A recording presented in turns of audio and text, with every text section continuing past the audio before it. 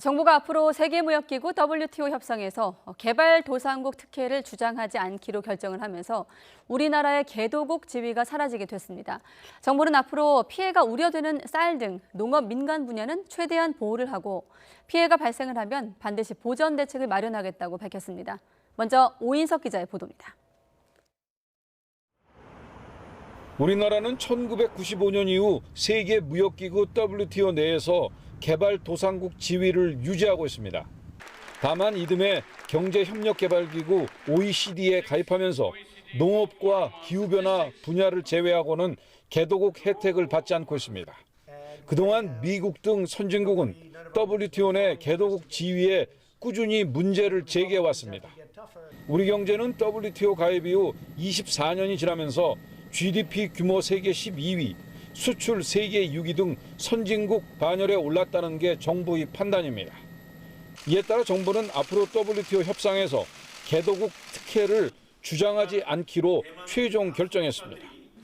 향후 WTO 협상에서 우리에게 개도국 혜택을 인정해 줄 가능성은 거의 없으며 결정이 늦어질수록 대외적 명분과 협상력 모두를 잃어버리는 결과를 초래할 우려가 컸습니다.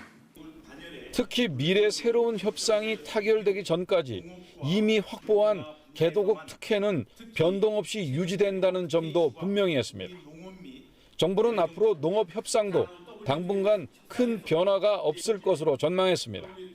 도하개발 아젠다 협상이 결렬된 2008년 이후 10년 넘게 협상이 중단됐고 재개 여부도 불확실하기 때문입니다. 정부는 앞으로 WTO 협상에서 국내 농업에 피해가 발생하면 반드시 피해 보전 대책을 마련하겠다고 밝혔습니다. 또 쌀 등 민간 분야는 최대한 보호할 수 있도록 협상 권리를 보유하고 행사하겠다는 방침입니다. 그 권리를 최대한 활용해서 민간 분야, 쌀 등 민간 분야, 민간 품목에 대해서 최대한 우리 그 상황을 반영한 협상 결과가 될 수 있도록 노력하겠다라는 것입니다.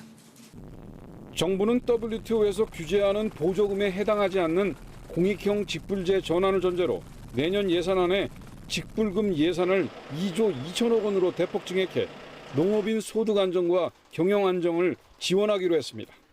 YTN 오인석입니다.